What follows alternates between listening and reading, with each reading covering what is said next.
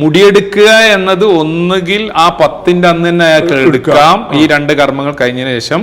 അതല്ലെങ്കിൽ അയാൾ തവാഫുൽ ഇഫാലയും സഅയും നടത്തിയിട്ട് അന്ന് തന്നെ രാത്രിയിൽ മുടിയെടുക്കും, അതോടുകൂടി കഴിയും. പിന്നെ ഈ തവാഫുൽ ഇഫാലയും സഅയും അന്ന് ഒരാൾക്ക് നടത്താൻ കഴിയില്ലെങ്കിൽ അത് പിന്നീടുള്ള ദിവസങ്ങളിൽ നടത്തിയാലും മതി. പിന്നെ അയാൾക്ക് ഒരു കർമ്മം കൂടി ഹജ്ജിന്റെ വാജിബായിട്ടുണ്ട്. അത് പിന്നെ അയാൾ ലാസ്റ്റ് പോരുന്ന സമയത്ത് അത് ചെയ്യുന്നുള്ളൂ. അത് പിന്നെ തവാഫുൽ വിദാ ആണ്. വിദായിന്റെ തവാഫ് ചെയ്യാം, വിടവാങ്ങൽ തവാഫ് നടത്തണം. തവാഫൊക്കെ ഒരേ രൂപത്തിൽ തന്നെ ആയിരിക്കും, പക്ഷെ അതിന്റെ നെയ്യത്തിൽ മാത്രമേ ഉള്ളൂ. ഞാൻ തവാഫുൽ വിദാ നിർവഹിക്കുന്ന എന്ന നെയ്യത്തോടു കൂടിയായിരിക്കും അയാൾ അത് ചെയ്യുക. 7 തവണ തവാഫ് ചെയ്തതിന് ശേഷം പിന്നെ മഖാമു ഇബ്രാഹിമിന്റെ പിറകിൽ പോയി 2 റക്അത്ത് നമസ്കരിക്കും. അപ്പോൾ ആദ്യത്തെ റക്അത്തിൽ ഫാത്തിഹയ്ക്ക് ശേഷം ഖുൽ യാ അയ്യുഹൽ കാഫിറൂനും, രണ്ടാമത്തെ റക്അത്തിൽ ഫാത്തിഹയ്ക്ക് ശേഷം ഖുൽ ഹുവല്ലാഹു അഹദു മോദിയിട്ടാണ് നമസ്കാരം ഉണ്ടാകുക.